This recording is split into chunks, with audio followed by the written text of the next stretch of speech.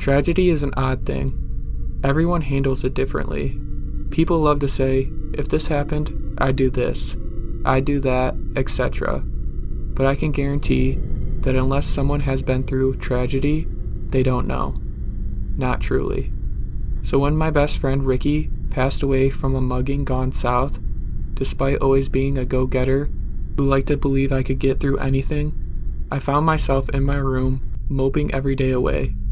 The culprit has yet to be caught, which only makes things worse. Ricky deserved better than getting stabbed in the alley behind our complex. He had a promising future in computer tech and would never bring harm to anyone in his path. February 8th is a date forever etched into my mind.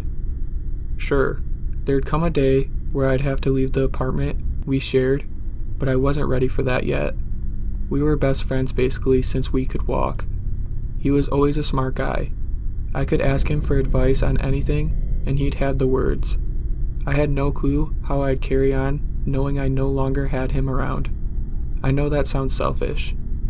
I was lucky to have a comfortable job that allowed me a 2-week paid leave to regain my bearings. I'm 20, by the way. Outside of work and home, I really didn't have much going on in life. All of this is to say that my world crashed when all of this unfolded. Now, onto why I'm writing this. The first week after his passing, I didn't notice much. With the recent events, I now realize how much I overlooked as a tired imagination. It started with the scratching on the walls. We lived in an apartment. This wouldn't be strange or uncommon. What made it strange was the fact that the scratching mostly came from the wall between mine and Ricky's rooms. I'll give a brief layout of the apartment for the sake of its importance. It was a second-story apartment in a 5-story building. It was on the far end of the hall with 8 other apartments on the floor. This meant it was a corner apartment. Upon entering, you'd be in a living room which was joined by the kitchen to the left, and an open floor plan. On the side of the kitchen was a hallway with a bathroom to the left and our rooms to the right. Mine first, his second. Laundry was shared by everyone on the floor in a room all the way on the other side of the building. Simple enough, right? The scratching couldn't come from another apartment, because my room didn't border any. This alone wouldn't raise suspicion to me. I'd have to be crazy to assume it was a ghost or anything of that nature. Figuring it was either my imagination or the heater, I didn't think much of it. Each night, for the first week, the scratching became more and more consistent. By the 7th night, it took everything I had in me to fall asleep. I'm sure you all know how much harder trying to fall asleep makes falling asleep. This is where things took a major turn. I woke up, or at least I thought I did.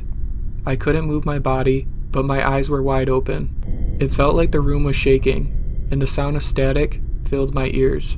At this moment, I didn't know what I was experiencing. Trying to break free, my gaze shifted to my right. What I saw shook me to my very core. There was a creature. It was completely fizzed out, like a humanoid made of static. The sound I was hearing seemed to be radiating from this being. This thing was scratching something into the wall. There were words everywhere. I didn't have much time to analyze, but there were words like trapped, help, where, and so much more.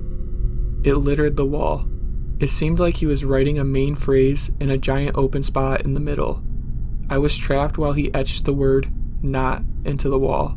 Then I snapped out of it. Panic flooded me, and I leaped out of bed to find the sun already beaming through my window. The night was over, and with the idea of falling back asleep out of question, I made some breakfast and dusted off my old laptop to do some research. Surely there was a logical explanation for all of this. Of course there was. It didn't take long to come across a Wikipedia page for sleep paralysis. From what I gathered, it is exactly what I experienced, and it is commonly brought on by high levels of stress. Okay, I'm not crazy. The heater is causing the scratching noise, and my sleep paralysis episode was just brought by my brain forming these events into a nightmare. Out of sight, out of mind, I had my answer, and that was good enough.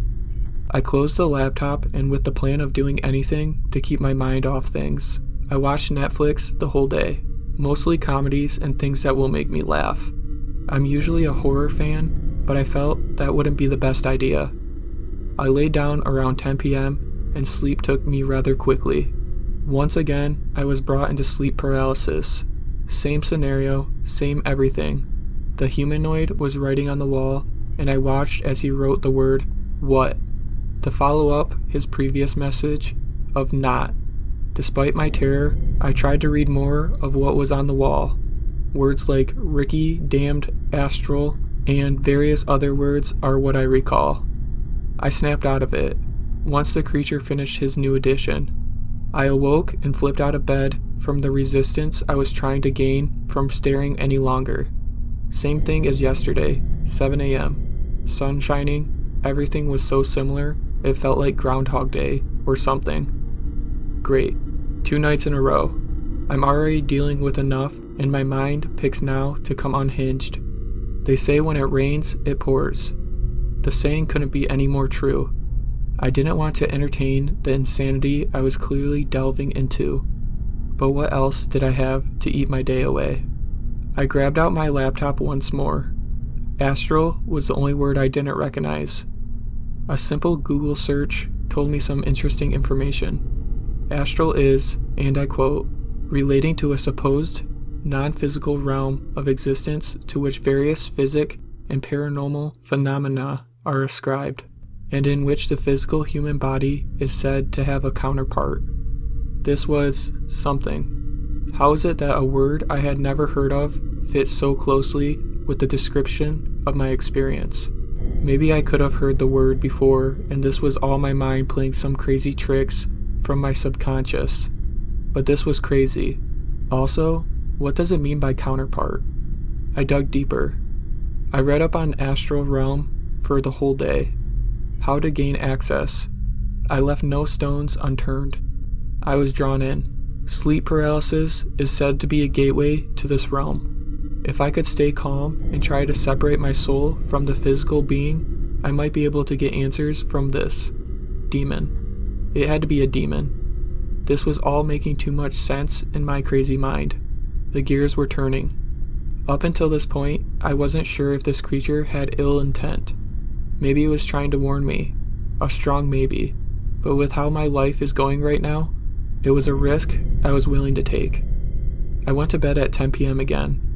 It didn't take long to be in sleep paralysis, with the same scenario playing out the third time. It was etching a line, going straight down when my vision gained focus. I remembered the steps. I calmed myself, tried lifting myself from my center. It seemed to be working, until I heard a noise. It was like the demon was surprised. It let out a shriek, high-pitched, almost like it was excited.